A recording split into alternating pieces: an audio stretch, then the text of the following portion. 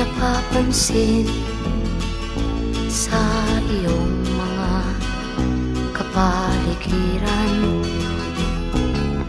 Kay dumi na ng hangin, pati na ang mga ilog natin. Hindi nga masama ang pag-unlad, at malayo-layo na rin ang ating narating. Ngunit masdan mo ang tubig sa dagat, dati kulay asul, ngayon'y naging itim.